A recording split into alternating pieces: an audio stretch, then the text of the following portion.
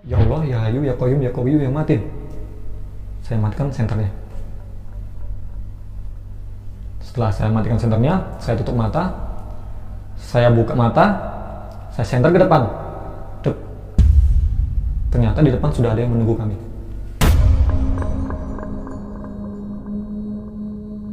Jadi dari 9 orang, teman saya itu ada yang menyeletuk untuk hitung sambung.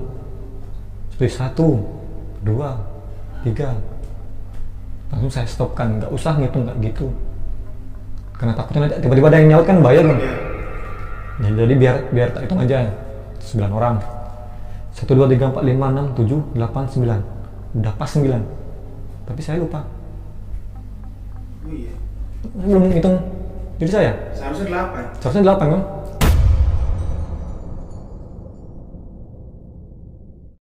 Bismillahirrahmanirrahim. Assalamualaikum warahmatullahi wabarakatuh. Kembali lagi bersama saya Ryu Wijaya di sebuah kisah misteri.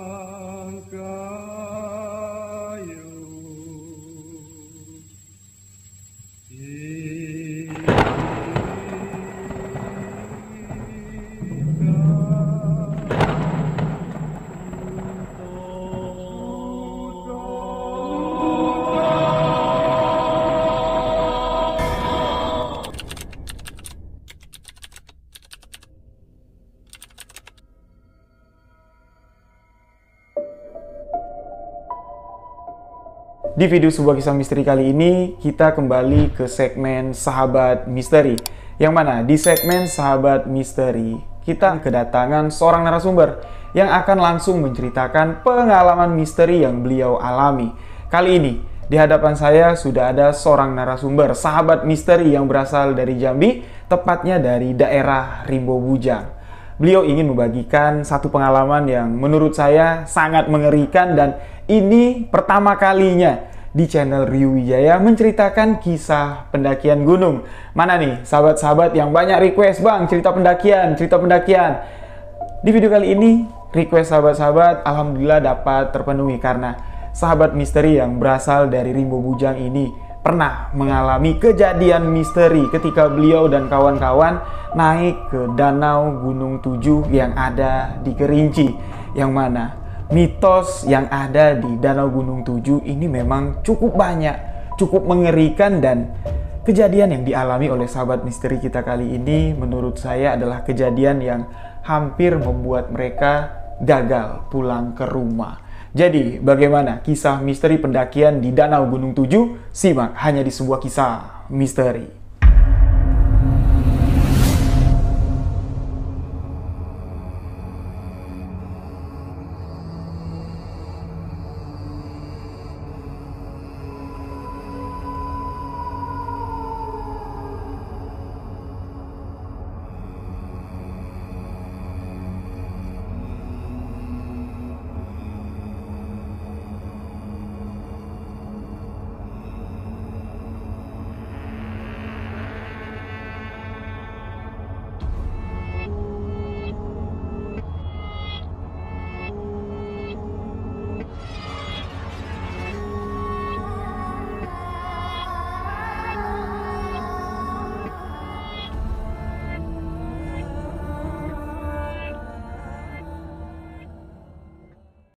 Assalamualaikum Cahyo. Waalaikumsalam, Bang. Aduh, terima kasih nih Cahyo sudah nyempatin waktu jauh-jauh dari Rimbo Bujang ke sini. Berapa jam perjalanan? Perjalanan dari Rimbo Bujang 7 jam. 7 jam. 7 jam. Naik motor ya? Naik travel. Naik travel ya. Mobil. Nah, jadi Cahyo ini cukup jauh sahabat-sahabat perjalanan dari Rimbo Bujang ke sini.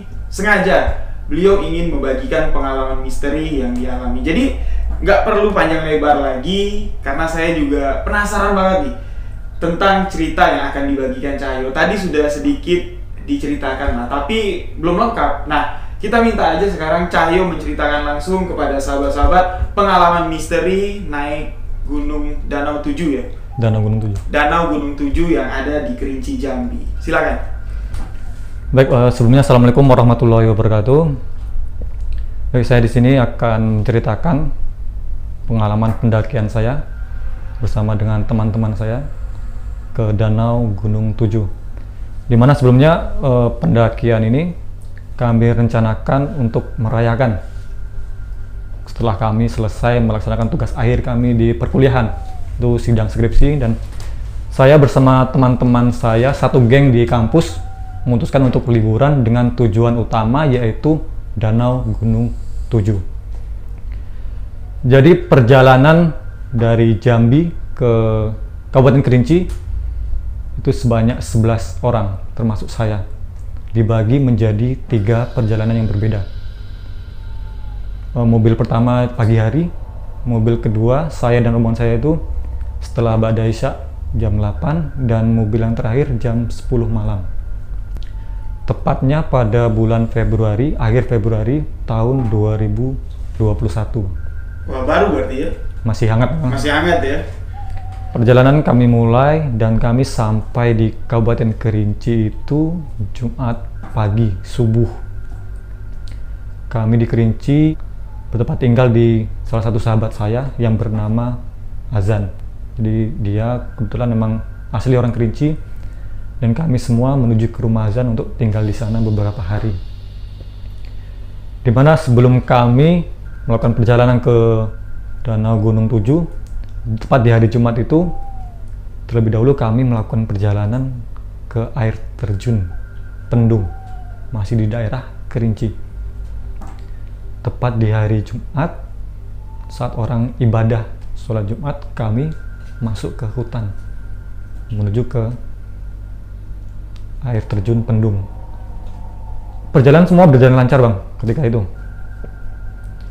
Hanya saja ketika kami sudah sampai ke spot itu, air terjun, dan kami mandi menikmati alam itu, dan saya berenang ke arah air terjun. Kemudian di bawah pusaran air terjun itu saya berbenturan dengan keris. Jadi itu masih awal hari pertama kami di Kerinci. Saya belum tahu maksudnya itu apa, tapi yang jelas misteri kesaktian alam Kerinci itu sudah saya temui di hari pertama saya di Kerinci. Dan setelah saya berbenturan dengan barang itu, Bang, ya, saya melihat ke atas air terjun. Karena kebetulan secara pribadi saya mungkin sedikit peka lah terhadap hal-hal yang berbau mistis sebenarnya. Dan itu dalam otak saya, dalam hati saya hanya terbesit satu: harimau sedang mengawasi kami. Selang beberapa lama setelah itu, saya mengajak teman-teman untuk pulang. Jadi yang Cahyo lihat di pusaran air terjun itu keris berdiri, ya. Keris berdiri. Saya agak berenang nih, Bang. Wah, tiba-tiba di depan muka saya. Benturan saya langsung seperti mental, gitu. Jadi memang ada kontak ya? Ada kontak. Dan setelah itu kami pulang, dan malamnya, nah itu kita baru briefing untuk melakukan perjalanan ke Danau Gunung 7. Itu malam Sabtu. Kebetulan ini adalah pendakian Danau Gunung 7 kedua saya. Jadi tahun sebelumnya atau tahun 2018 saya pernah mendaki Danau Gunung 7. Karena teman-teman saya yang lain bisa dikatakan masih baru pertama kali mendaki, dan mereka mempercayakan saya untuk mengatur semuanya lah, Bang, ya. Jadi saya di sana memimpin briefing. Saya sampaikan semua kepada teman-teman. Apa aja peraturan di gunung seperti apa. Nanti kita skema jalannya seperti apa. Itu kan kalau kita jalan di gunung nggak boleh asal-asal jalan. Harus ada yang pertama leadernya, harus ada. Nanti jadi sweepernya siapa. Jadi kita tentukan malam itu semua peraturan di gunung. Pokoknya nanti kalau kamu di gunung, kamu melihat apa, kamu merasakan apa, jangan diceritakan dulu. Dan nanti di gunung Jangan ada ngambil apapun selain gambar. Pokoknya apapun itu. Dan juga jangan meninggalkan apapun selain jejak. Kalau orang yang sering mendaki gunung itu adalah sebuah pedoman yang biasa buat kita gitu Bang ya. Kemudian malam 1 sampai jam 12 malam. Karena kebetulan kami satu rumah semua. 5 laki-laki, 6 perempuan. Yang membedakan adalah yang perempuan ada di kamar depan dan kami yang laki-laki ada di kamar belakang. Karena kebetulan itu masih ada keluarganya juga Bang. Ayah, ibu masih ada di sana. Keesokan harinya, di hari Sabtu yang sudah kita rencanakan, nanti jam 7 pagi kita OTW ke Danau Gunung 7. Ternyata kami kesiangan. Dan itu mungkin yang membuat kami tergesa-gesa dan terburu-buru. Sebelum melakukan perjalanan, saya briefing lagi teman-teman saya. Kita berdoa. Dan kami melakukan perjalanan menggunakan 2 mobil kendaraan pribadi. Yang satu punya sendiri, punya teman saya yang bernama Teguh, dan yang satu itu mobil rental. Jadi kami satu bawa mobil rental. Kami melakukan perjalanan menuju danau itu jam 7 lewat, dalam artian kami tidak sesuai dengan plan awal. Jam 7 kita harus OTW, sampai sana nanti jam 9. Karena kami kesiangan jadi ngulur waktunya. Dan rombongan pertama saya duluan naik mobil tuh. Jadi rombongan Teguh itu masih di belakang. Sampai kami bertemu simpang 3, persimpangan di daerah masih di Siula. Bisa lewat lurus, bisa kami lewat ke arah bukit. Jadi rombongan saya ini Bang sebenarnya udah mau lurus. Tapi kata teman saya yang sopir itu, nanti dulu kita cek yang di belakang mau lewat lurus apa lewat ke atas bukit. Nah setelah kami cek ke belakang, ternyata yang rombongan belakang itu lewat ke atas bukit. Jadi kami putar balik menyusul mereka. Dan semua masih berjalan lancar. Pagi itu sangat cerah. Harapan kami itu sangat luar biasa, Bang. Wah, alam mendukung kami untuk melakukan pendakian tersebut. Dan sampainya kami di daerah Siula Deras, masih sebelum Kayu Aro, terjadi sebuah hal yang sangat luar biasa yang tidak pernah kami rencanakan. Jadi posisi mobil 1 itu yang membawa Teguh, dan mobil 2 itu yang ada saya dan juga beberapa teman saya. Jadi kami beriringan, dan setelah melewati tikungan di daerah Siula Deras tadi, tiba-tiba ada di depan itu mobil berhenti mendadak. Itu alasannya karena dia menghindari ember. Ember ada sebelah itu ada bangunan, ada tukang, ember jatuh ke jalan. Dia berhenti mendadak. Karena kami posisi tikungan, mobil yang rombongan kami yang pertama dia terkejut, ngerem mendadak, Bang.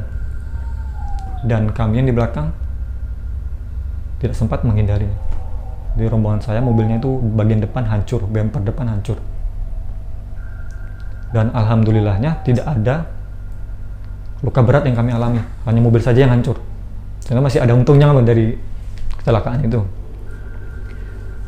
Hanya teman saya yang bernama Lisa, dia mengalami sedikit cedera di betis kiri, karena kebetulan dia duduk di depan sebelah supir, karena supirnya banting ke kanan, jadi dia yang kena benturan. Ya, menghantam mobil yang depan. Setelah itu kami semua panik. Yang perempuan nangis. Kami juga nggak tahu karena itu di daerah orang, Bang, ya. Setelah itu banyak masyarakat yang datang, yang mungkin melihat kejadian itu. Kemudian selang beberapa lama ada polisi juga yang datang untuk memastikan bagaimana kejadiannya. Jadi pada hari Sabtu itu kita batal mendaki Gunung 7. Setelah kecelakaan itu kami mengurus masalah dengan kantor polisi dan juga orang yang terlibat dalam peristiwa kecelakaan itu. Jadi yang mobil depan ini kebetulan dia merasa tidak bersalah juga, karena kita yang namanya di jalan tuh nggak ada yang salah benar, ya. Namanya peristiwa itu nggak ada yang disengaja, pasti Ya, tidak nggak ada lah sengaja. yang mau kecelakaan. Ya. Siapa sih yang mau kecelakaan nih? Kecuali orang yang mau bunuh diri. Iya. Dan setelah itu sampai asar kami mengurus masalah di kantor polisi di Kerinci. Itu semua kami udah terserang, mungkin panik, badan panas dingin, semuanya Bang, satu rombongan. Karena kebetulan kan kena semua. Dan setelah itu besoknya, hari Minggunya, kami masih mengurus masalah mobil nih Bang. Jadi kami masih belum kepikiran untuk mau lanjut jalan ke Danau Gunung Tujuh atau tidak. Pokoknya yang penting sekarang mobil ini gimana, yang satu tidak bisa hidup, mau kita kembalikan langsung ke Jambi atau bagaimana. Jadi pada hari itu solusinya mobil yang kami bawa itu diderek ke Jambi, langsung dibawa ke bengkelnya. Dan hari ini itu kami masih bingung, masih ya dengan teman-teman itu masih kayak what happened loh, apa yang terjadi sama kami gitu. Kecelakaan itu kayak benar-benar membuat semua yang direncanakan kacau. Dan sampai pada malam Senin, setelah kami sempat jalan-jalan lagi Bang setelah kejadian itu, membuang rasa stres kami. Iya. biar nggak kacau lah, dalam artian kami jalan-jalan ke Suarga, ke Kayu Aro. Kebetulan pada hari itu semua cerah, Gunung Kerinci nampak tanpa ada awan, jadi nampak puncak-puncaknya itu nampak sangat indah, luar biasa. Malamnya saya tanya lagi ke teman-teman, saya tanya satu-satu, sebenarnya kamu masih mau nggak naik ke Danau Gunung Tujuh? Nih kita udah keluar banyak uang, dalam artian kita kecelakaan, kita bayar mobil, kita bayar juga rental walaupun kita nggak pakai mobilnya. Saya tanya satu-satu, dan ternyata mereka ini masih mau. Yalah, ayolah, kita udah banyak berkorban di sini. Saya tanyakan lagi, yakin apa enggak? Karena ada teman saya juga yang udahlah, nggak usah lagi lah, pulang aja lah, besok aku pulang. Sampai ada yang nangis juga itu Bang. Maksudnya hal yang kita rencanakan, hal yang kita menjadi tujuan kita nggak tercapai. Saya briefing sampai jam 12:30, dan keputusannya adalah kita tetap melanjutkan perjalanan ke Danau Gunung Tujuh itu pada hari Senin. Namun sayangnya itu kami dari 11 orang, tidak semuanya, karena teman saya yang bernama Teguh, dia kan harus ada dinas, harus ada pekerjaan, jadi dia pulang terlebih dahulu bersama satu teman saya lagi. Jadi yang tersisa hanya tinggal 9 orang. Dan 9 orang inilah yang melakukan perjalanan, yang mengalami secara langsung tragedi misteri pendakian Danau Gunung Tujuh. Hari Senin kami mulai perjalanan tepat jam 7 pagi Bang, itu on time.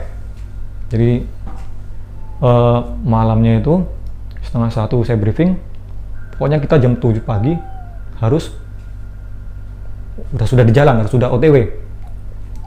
Namun ada sebuah momen Bang, tepat jam setelah briefing, saya suruh istirahat jam 1 sampai jam 3:30.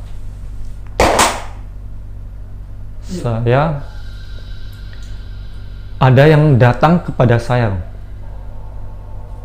tapi saya tuh malam itu belum paham maksudnya itu apa. Hawa di Kerinci yang begitu dingin, daerah pegunungan, dalam tubuh saya itu panas. Jadi saya tidur di luar, mohon maaf itu tanpa memakai baju, bahkan celana pendek. Dan orang yang asli Kerinci, teman saya si Azan itu aja tidurnya masih pakai selimut, sementara saya itu tidak pakai baju karena benar auranya atau hawa itu sangat panas. Ada beberapa bisikan yang datang kepada saya malam itu, tepat antara jam 1 sampai jam 3, setengah 4. Bisikan yang pertama, kamu bakal ketemu sosok harimau di pendakianmu. Itu bisikan datang. Dan yang kedua, ada salah satu temanmu yang akan tergelincir dan kakinya mungkin bisa patah. Jadi dalam bayangan saya itu, ketika mendaki saya harus mengcover teman saya, harus menjaga teman saya gitu. Dan sampai jam 3:30 saya tidak bisa tidur. Dan saya terlelap sedikit, sudah subuh saya bangun terlebih dahulu. Ini saya tidur paling lama dalam artian jam 3:30 baru tidur, jam 4:30 atau jam 5 itu saya udah bangun. Berarti tidur setengah jam doang ya? Sejam ya. Iya, sejam lebih lah ya. Saya bangun, saya sempatkan untuk ibadah tuh kan, sholat subuh. Kemudian saya packing barang, jadi teman-teman saya cuma saya suruh keluarin barang kalian yang mau dibawa biar saya packingkan. Karena kebetulan kami perjalanan itu cuma tektok naik gunung, naik, istirahat di atas, turun. Jadi nggak terlalu banyak bawa barang, cuman bawa 2 carrier, 2 tas. Jadi saya susun barang, yang lain saya suruh siap-siap. Karena kebetulan saya udah siap nih. Dan jam 7 kami mulai perjalanan, langsung menuju ke bawah kaki Danau Gunung 7. Nah, sebentar nih. Tadi kan Cahyo ada bilang, malam itu kedatangan. Siapa tuh yang datang tuh kira-kira? Nah, yang ngasih bisikan tuh. Menarik nih. pada sebelum kejadian itu saya belum paham maksudnya apa bisikan itu, Bang. Saya paham bisikan itu setelah kejadian di gunungnya. Ternyata yang datang itu adalah nenek atau sesepuh dari teman saya yang perempuan, ada yang namanya Grevela. Dia kebetulan teman saya juga, dia asli orang Kerinci, Bang. Tapi dia bertempat tinggal di Muara Jambi. Ternyata nenek beliau yang datang. Dan dia yang minta tolong untuk menjaga cucunya. Kemudian dan langsung ke proses pendakiannya, Bang ya. Iya. Kami sampai di Danau Gunung 7 dan mulai start setelah simaksi. Kita mendaftar, kita melakukan izin dulu. Itu kita mulai jam 9.45 start mulai naik gunung. Itu masih ada perkebunan warga di bawah, di kaki gunungnya, Bang ya. Dan ketika kami mulai perjalanan, teman saya membawa mobil ini, si Azan. Dia sebelumnya nggak pernah mau yang namanya bawa mobil sampai ke atas atau mungkin sebelum pintu rimba, nggak pernah mau dia, Bang. Nggak tahu kenapa pada hari itu dia meminta membawa mobil sampai ke atas. Dan mobil itu langsung diputarnya arah turun. Dan nanti kalau kita turun langsung cus gitu, Bang. Si Azan ini. Dan sebelum pendakian kita doa dulu. Saya briefing lagi, saya ingatkan lagi ke teman-teman nih. Semua peraturannya saya ingatkan lagi. Setelah kita doa, kita mulai perjalanan dan saya itu posisinya sebagai sweeper atau yang di belakang untuk mengawasi semua teman-teman saya yang di depan saya. Dan anehnya, Bang ya, ketika kami mulai mendaki masih dalam daerah perkebunan, itu ada suara angin yang sangat kencang, bahkan seperti ada suara hujan di belakang kami. Karena ada teman saya yang bernama Kiftiah itu nyeletuk, "Woi, suara angin apa itu kencang nian?" Saya jawab, biasalah itu angin pegunungan. Hingga akhirnya sampai kami di perbatasan antara perkebunan warga dan hutan. Itu kalau di Gunung Kerinci itu ada tangga dulu dia, Bang. Jadi ada tangga, ada musola, baru kita naik ke atas. Itu di atas itu masih ada tangga lagi, baru ada perbatasan antara tangga dan juga hutan. Dan sebelum masuk hutan, saya ingatkan lagi, doa dulu sebelum masuk hutan. Jadi kita doa, kita mulai perjalanan, semua masih berjalan lancar sampai ke sebelum pos 1. Jadi di Gunung 7 itu ada pos 1, pos 2, pos 3. Pos 3 ini di puncaknya, Bang. Jadi setelah puncak itu kita turun lagi ke arah danau. Nah jadi setelah pendakian dari bawah ke pos 1 itu ternyata sudah ada yang mengikuti kami. Itu sosoknya nenek-nenek. Kalau kita bicara umurnya, saya rasa udah ratusan tahun. Dan aura di sana, hawa di sana mulai menyerang kami. Suasana udah lain. Dan saya merasakan langsung. Bahkan di pos 1, saya cerita ke teman saya yang bernama Azan, karena kebetulan dia asli orang sana. Dan kalau saya dengan Azan ini juga kemungkinan besar, atau kami biasa kalau cerita-cerita hal gaib itu udah biasa kalau sama Azan bang ya. Makanya saya berani cerita dengan dia. Saya bilang, Wak, udah ada yang ikut kita, udah ada yang nyerang. Saya bilang gitu.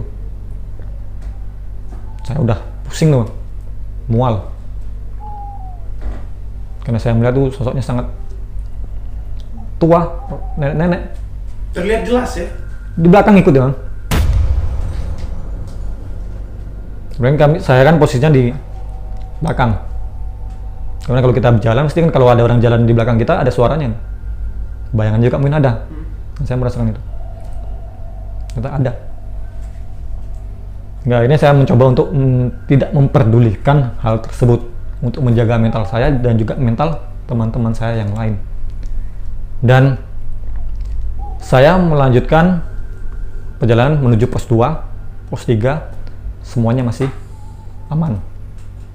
Hanya saja ada beberapa hal yang membuat saya dan rombongan saya itu perjalanannya terulur. Tiba-tiba dari pihak kampus ada yang telepon, bilang ada masalah di ijazahmu dan lain sebagainya. Jadi kami agak mengulur waktunya. Kemudian saya sampai ke puncak masih aman, dan setelah di puncak kami turun lagi ke bawah menuju ke danaunya. Jadi setelah di puncak, bawah itu danau. Itu tepat jam 1 kurang, dalam artian jam dari mulai pendakian sampai di danau kurang lebih memakan waktu 3 jam perjalanan. Dan sampai di danau itu bang, karena kebetulan ini pendakian kedua saya ke danau itu, warna airnya itu berbeda dengan pendakian sebelumnya. Jika pendakian sebelumnya warna airnya itu biru bagus lah, biru kayak laut bang. Nah ketika itu saya dengan teman-teman saya, warnanya berubah menjadi hijau toska. Dan itu kalau kita lihat tuh lebih indah. Sampai di bawah di danau, jadi kalau kita turun bang, sampai di titik setelah puncak turun itu ada batu yang sangat besar. Biasanya tempat orang istirahat di sana bang.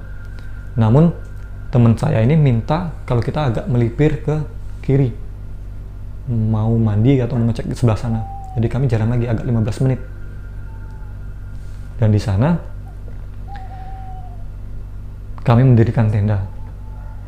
Walaupun tidak ngecamp, kami mendirikan tenda untuk sekedar foto-foto.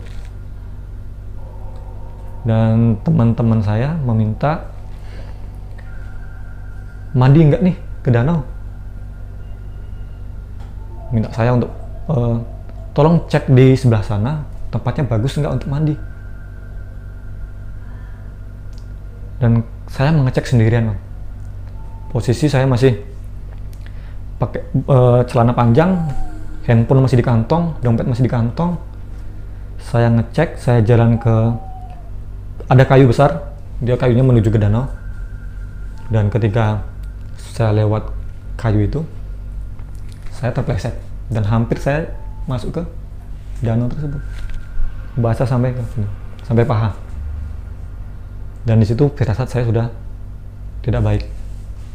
Dan saya merasa di sekitaran kami, di belakang kami, tepatnya di hutan-hutan kami itu, di belakang itu seperti ada yang melihat kami. Pokoknya kami di sana seperti ada yang mengawasi. Kemudian saya balik lagi ke teman-teman, saya bilang ke mereka, kalau mau mandi di sini saja, nggak usah ke sana tempat saya yang terpleset tadi. Ya udah, ayo kita mandi. Kemudian kami ganti pakaian, ganti celana pendek, ganti baju untuk mandi. Belum sempat kami masuk ke danau, ini dari cuaca yang begitu terang, Bang, tiba-tiba hujan deras, sederas mungkin. Panas, hujan. Hujan panas gitu. Hujan panas.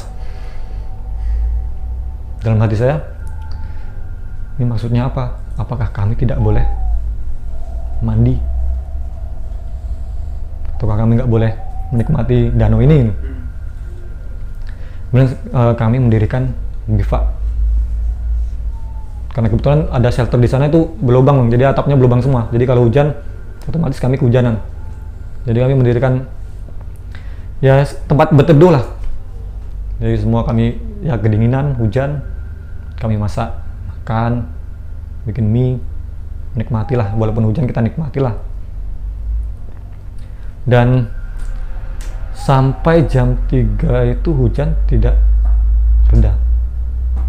Jadi kesempatan kami untuk menikmati danau itu untuk mandi udah tidak ada.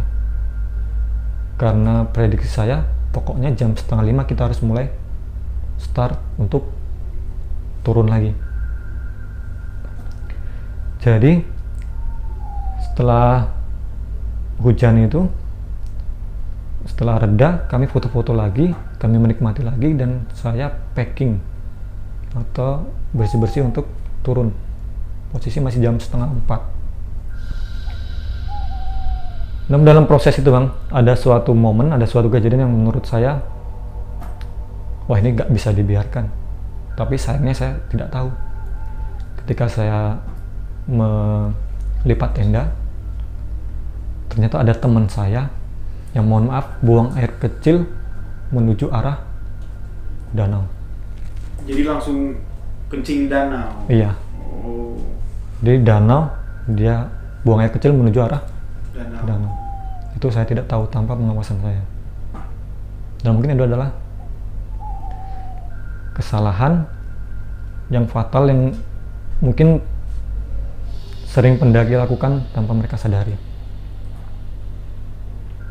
Mohon maaf nih, Bang, ketika kita bertamu ke rumah orang, kalau kita kencing sembarangan apakah itu sopan gitu? Iya. Kan kita gunung nih ibaratnya itu rumah orang, kita sebagai tamu. Dan ketika packing itu juga, Bang, itu kan kami banyak sampah dong, makan makanan dia. Dan teman saya yang orang Kerinci itu bilang, udah sampahnya dibakar saja. Karena di sana juga ada bekas pembakaran sampah.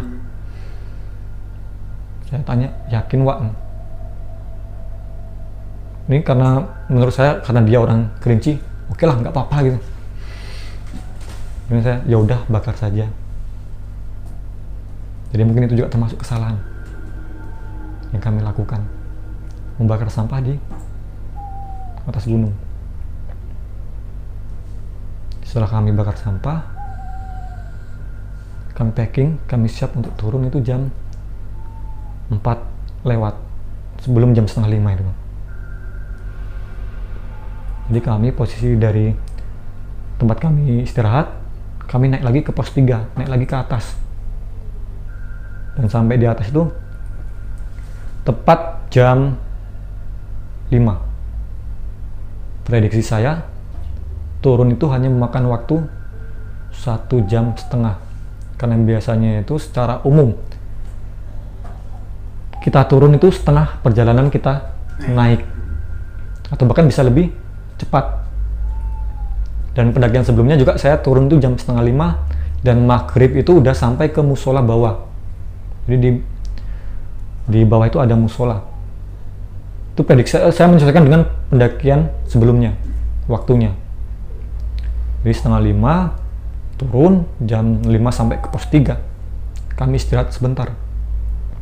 Dan di sana teror baru mulai menampakkan secara jelas. Di pos 3 ketika kami turun, kami disambut oleh suara lonceng. Ting, ting. Gimana suara lonceng biasa Bang ya? Kami, saya dan teman-teman menghiraukan lah hal itu kayak gitu. Apalah ini loh. Jangan sampai hal itu mempengaruhi kami. Pokoknya jam 5 itu kami udah langsung, langsung turun biar maghrib sampai di bawah. Tak lama setelah kami turun dari pos 3 itu jam 5, namun tiba-tiba hutan itu langsung gelap, gerimis, tapi langsung gelap semua, jadi seperti udah malam. Dalam perjalanan menuju dari pos 3 menuju pos 2, banyak momen atau hal-hal janggal yang kami temukan. Setelah bunyi lonceng tadi,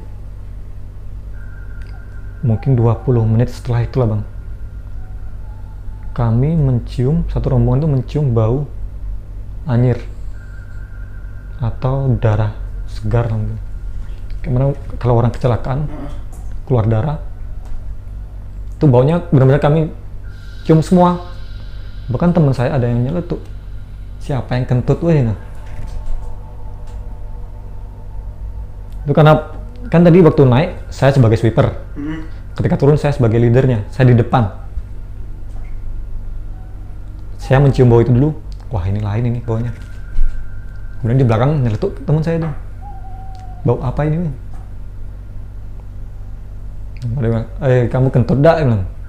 Kami buat sebagai gurauan atau bercandaan biar nggak terkena psikis kita. Kemudian kami melanjutkan terus perjalanan sampai tiba-tiba kami ketemu maghrib dan posisi masih di perjalanan pos 3 menuju pos 2. Padahal prediksi sebelumnya maghrib itu udah harus di bawah. Kami jalan tuh Bang ya, jalan benar di sana, tapi ya di sana aja. Kayak nggak sampai ke bawah itu. Dan dari azan maghrib nggak selama beberapa lama kami jalan, mungkin nggak ada setengah jam udah azan isya lagi. Itu kami masih di pos menuju pos 2, dan waktu masih perjalanan dari pos 3 ke pos 2. Dan di atas sana kami melihat di bawah itu ada seperti kehidupan lain. Ada lampu, ada rumah.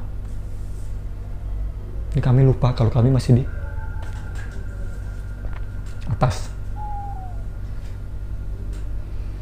Itu bukan cuma saya yang lihat Bang.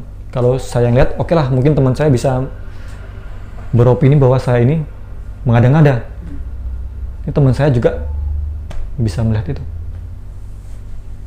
Ada lampu, ada kehidupan. Kami jalan nggak sampai ke pos 2 tuh nggak sampai. Hingga tiba waktu kami bertemu jalan cabang 2. Kami naik cuma satu arah itu. Tiba-tiba turun ada ketemu cabang 2. Jadi pas naik jalan tuh nggak ada? Satu arah cuman. Satu arah? Ya. Pas turun ada cabang 2? Ya ada 2. Satu ke kiri, satu ke kanan. Kami berhenti di sana. Kita mau ngambil jalan yang mana? Ke kiri atau ke kanan? Tadi yang perempuan itu sudah panik semua Bang. Sudah nanya kan ini jalannya benar apa tidak? Kok kita nggak sampai ke bawah? Dan di jalan cabang itu saya bilang ke teman-teman saya, kalian tunggu saja di sini, saya turun sendiri untuk mengecek apakah jalan itu benar atau tidak. Nekat. Jadi posisi malam tuh. Saya turun sendiri. Prinsip saya, karena kebetulan saya orang Islam, kanan sama kiri bagus mana? Bagus kanan. Saya ambil kanan. Saya turun agak 50 meter dari teman saya di atas, saya di bawah. Saya mencoba untuk merasakan suasana alam, kekuatan alam di sana itu seperti apa. Saya baca doa aja, ya Allah, ya Hayu, ya Qayyum, ya Qawiyyu, ya Matin. Saya matikan senternya. Setelah saya matikan senternya, saya tutup mata, saya buka mata, saya senter ke depan. Ternyata di depan sudah ada yang menunggu kami.